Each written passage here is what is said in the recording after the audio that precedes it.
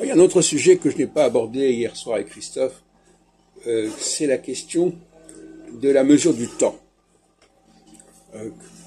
Les gens aujourd'hui ont tendance à dire oui, il y a les années 60, les années 70, les années 50, etc. Pour eux, ou tel siècle, etc. Bon, je trouve ça un peu superficiel et artificiel, cette façon de voir. Les années 50, c'est pas un seul tenant. Le XXe siècle, c'est pas un seul tenant.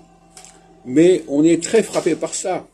Qui est-ce qui ne parle pas aujourd'hui du XXIe siècle en disant ah ben le XXIe siècle c'est le XXIe siècle, de même qu'on devait à l'époque ou à la fin du XVIIIe siècle dire ah ben maintenant on va entrer dans le XIXe siècle, ça va changer, etc. Donc ces changements de siècle impactent beaucoup les mentalités et les changements de décennies également. Et bon, ça vaut ce que ça vaut. Personnellement, je trouve que c'est tout à fait artificiel et que les véritables changements, c'est de l'ordre de l'astrologie, des changements de phase qui sont tous les 7 ans.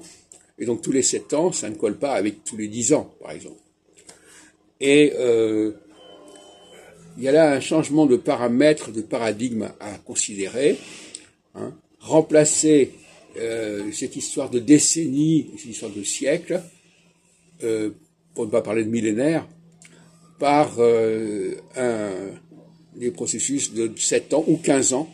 15 ans, pour moi, c'est l'unité idéale et constitutionnellement, parce que moi je m'intéresse beaucoup à l'apport de l'astrologie au droit constitutionnel, et depuis même ma vingtaine d'années, à savoir que le droit constitutionnel devrait s'ancrer sur l'astrologie au niveau des dates d'élection, au niveau de la durée des mandats, ce qui n'est pas du tout le cas actuellement. Actuellement, c'est complètement fantaisiste, c'est complètement baroque.